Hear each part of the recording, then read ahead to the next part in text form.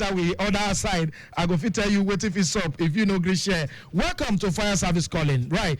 And on top of the show, we fit do our own corporate social responsibility as Lagos Traffic Radio 96.1 FM to bring you informate, enlightenment, and that education where you need for sensitization level for fire brigade and any emergency for inside the Bodo Lagos. Now we owe corporate social responsibility with this as we collaborate with Lagos State Fire Rescue Service to bring you this one free of charge. Welcome to Fire Service Calling. Micah Arocha, now be my name. And on top of the show today, we kickstart with one level where, in fact, personally, before things that will happen during the weekend, because 2-3 weeks ago we be heard that story of one motor.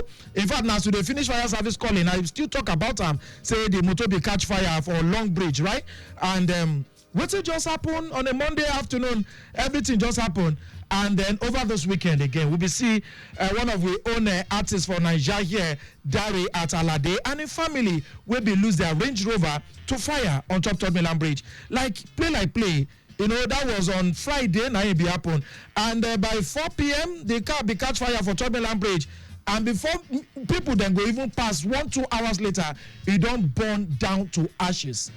What thing they cause them? How will they take happen? What thing we feed learn to avoid stories that touch like this? That make us the carry we people them come this afternoon.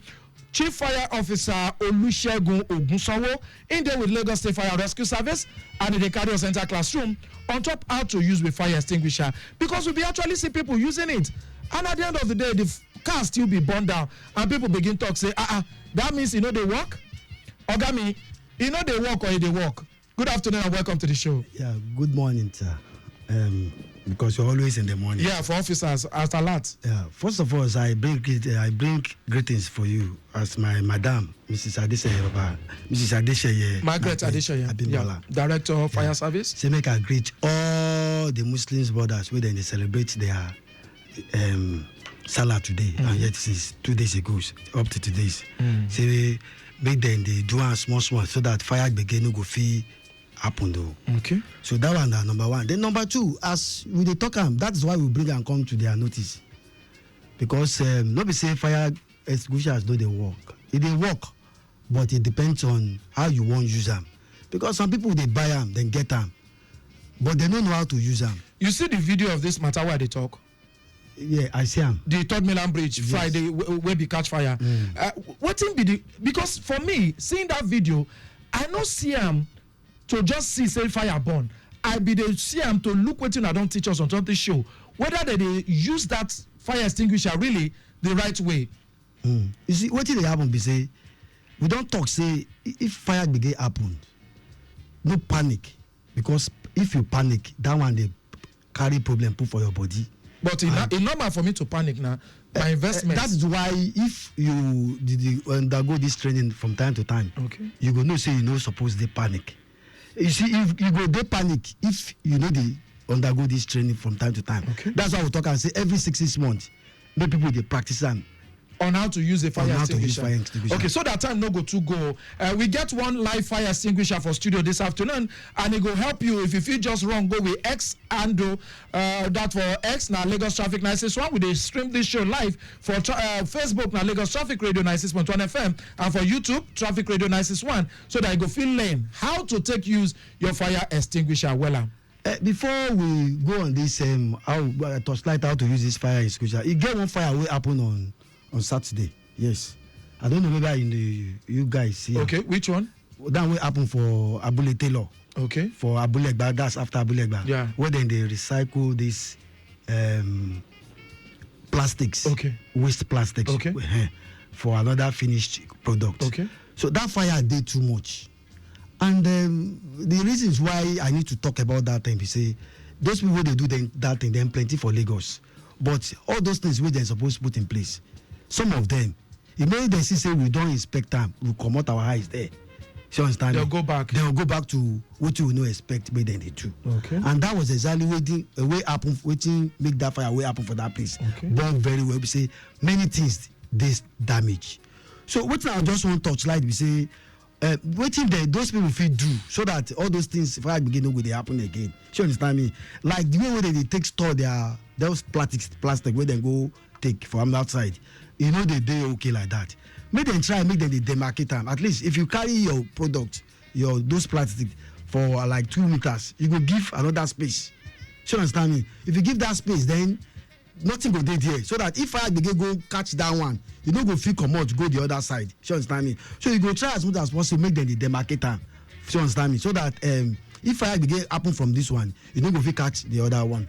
Then another one be say, make them they maintain that machine where they use. That thing they hot. And you know good.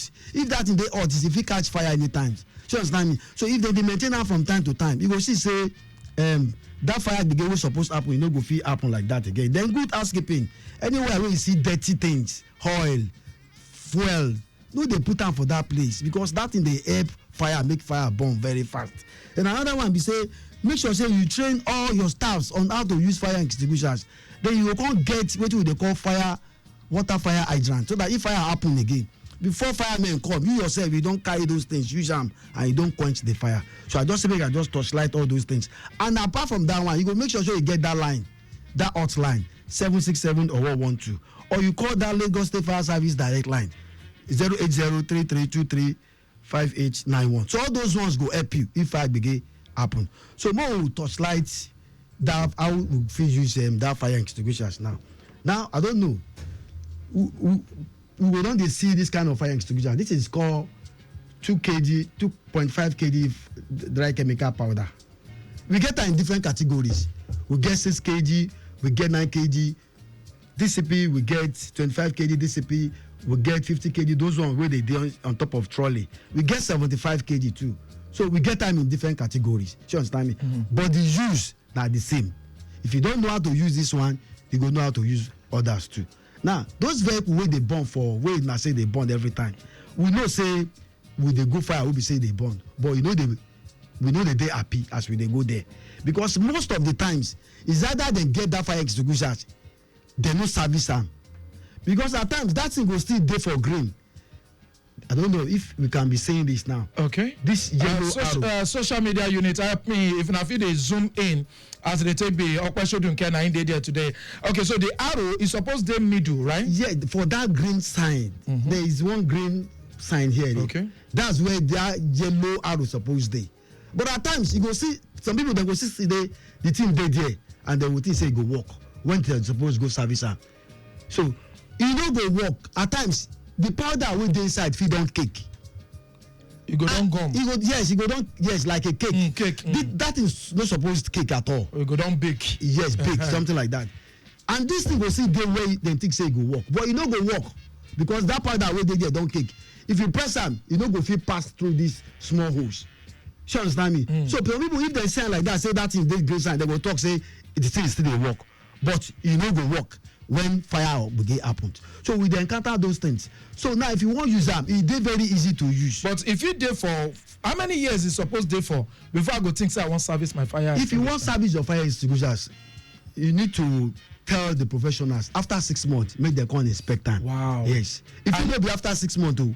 What if you never still dey middle? That's why I dey tell you say if you still dey middle, professionals go tell you say the powder wey dey inside don cake. If you still dey middle? Yes. Middle na wetin? Middle na e dey okay, but at times the powder wey dey inside go still cake and no go fit work. And it still dey middle? Yes. Wow. Yes. And at times sef even the gate sef go don, you know say human being go see them yesterday, today dem go tell you say you go see one wey go just fall, e don die. Exactly. So na so this thing too just be. Wow. This gate at times sef e go just dey middle, but you no go know say the gate don dey malfunction, e no good again. So that's why after 6 months you must make sure say you call professionals make dem help you check am whether this thing still good. So 6 months for we fire extinguisher. Exactly. But the one wey we see for that video wey they take make reference, so if e dey come out and they sweep am, yet e no work. Yes. If e don cake, e go work. If e don cake, e no go work. Good. That's why. So that means if e dey work. Yeah, if e dey work, you understand me? That means they don service am, e don dey work. Good. Now, if dem use am, e no dey work, but then that thing still dey come out. That means say that time when fire occur, that person wey wan use that fire extinguisher, e dey panic.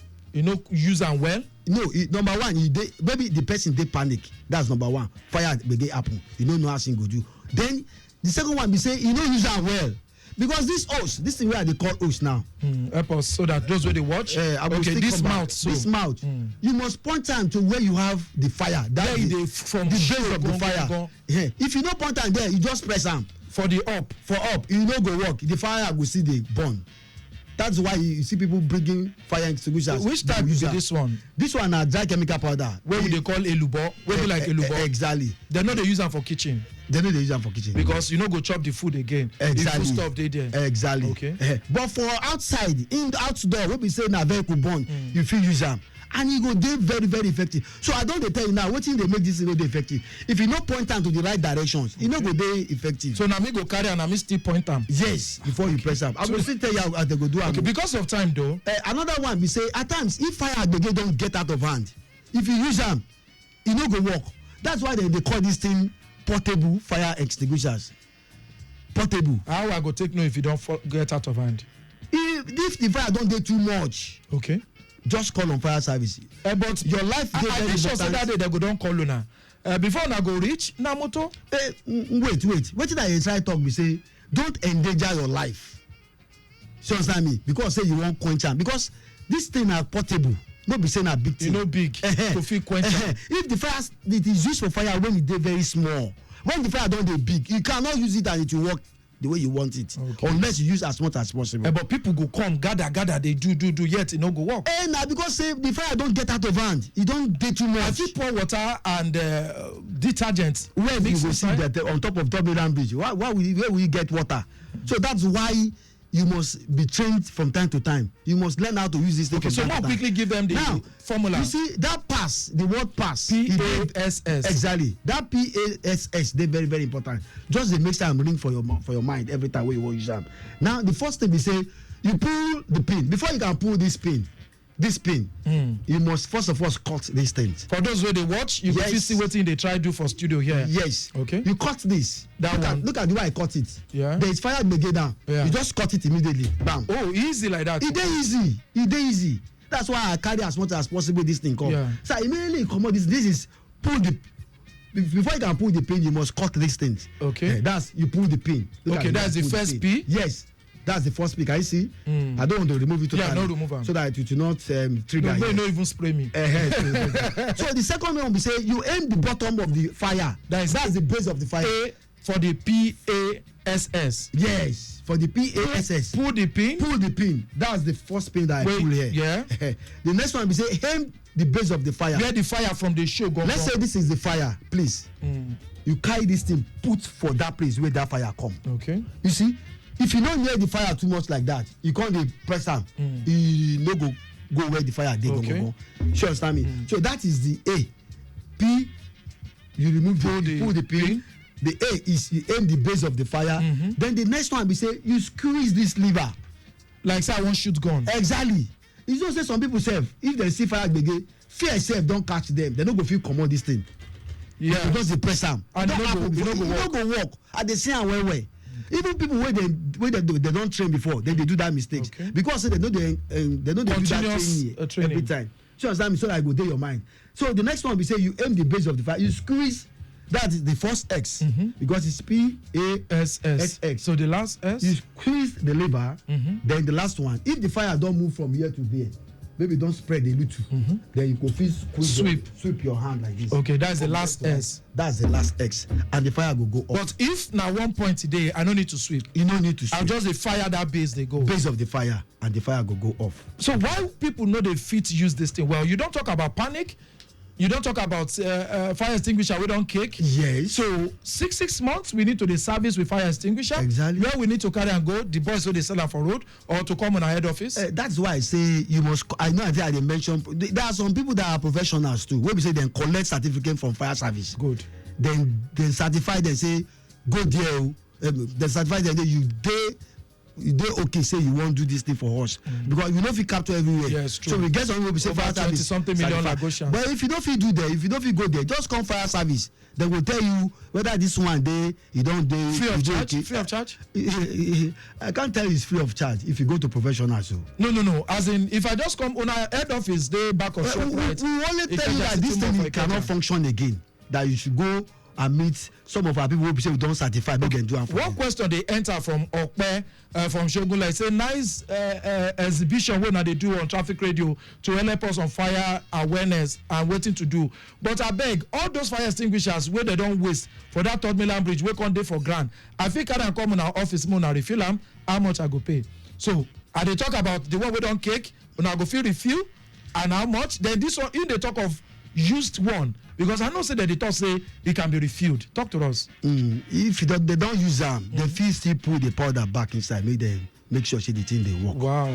But the price, you must first of all come there before they tell you what you go do. Okay. Because at times this thing fit don't spoil. The liver Don't spoil when they try use them. to shoot them. Exactly. Even the hose at times don't spoil. So if you bring that make they go fire don't burn them. Exactly. They will tell you what you go feel pay. So I can't determine that one. So which one better? Make I refill or may I buy new one?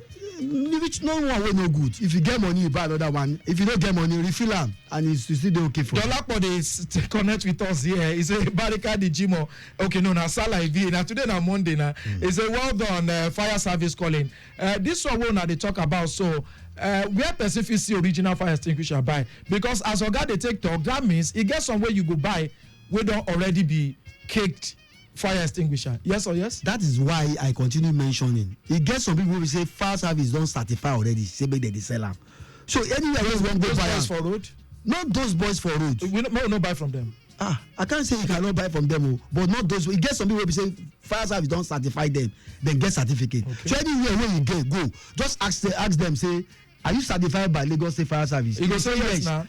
Tell them, say make them bring that certificate. Okay. Then if they bring that certificate, then that means say you feel patronize them. Be that. Make we leave the matter for here. We don't give extra 5 minutes because na enlightenment, and today na public holiday for people then to feel learn. In case you miss any part of what you don't do, where Oga Ogunsanwo Olusegun don't take time to teach for the pass. First P na pull, A na aim, then the first S na to squeeze. No, wait. First P na pull the pin. A na waiting to aim the base of the fire, then S na to squeeze the lever. Yes. Then the last S na sweep from side to side. Yeah, so if the fire no be one place a day, yes. You can clap for me too. Okay, so if you go on top of YouTube channel Traffic Radio 961, you go feel rewatch this. But of course, I go put this one up on top of Instagram handle at Lagos Traffic 961. So you feel go there, rewatch and share. I beg, we all need this sensitization on Facebook, Lagos Traffic Radio 96.1 FM, and for X we dey stream live. Definitely. Thank you so much, Chief Fire Officer Olusegun Ogunsanwo, as you can teach Lagosians and by extension Nigerians on how to take use fire extinguisher. I beg next week we fit talk about different types of extinguisher and the work where they use them do. This one wetin be name again? This one dry chemical powder. Yes. We get one will be CO2. Exactly. That's 3 kg CO2, 5 kg CO2, different category you get. And waiting we feel use and do. Yes. So next week we feel look that one and the levels then for God willing. Thank you so much, Chief Fire Officer Olusegun Ogunsanwo. So you can share this insight in now from the Lagos State Fire and Rescue Service. Now so there's a rage for fire service calling for this Monday afternoon. Next week Monday, God willing, we're going to come back to bring you another enlightenment. Until then, stay safe. Micah and Rocha enter properly for the next segment. Leave her for here.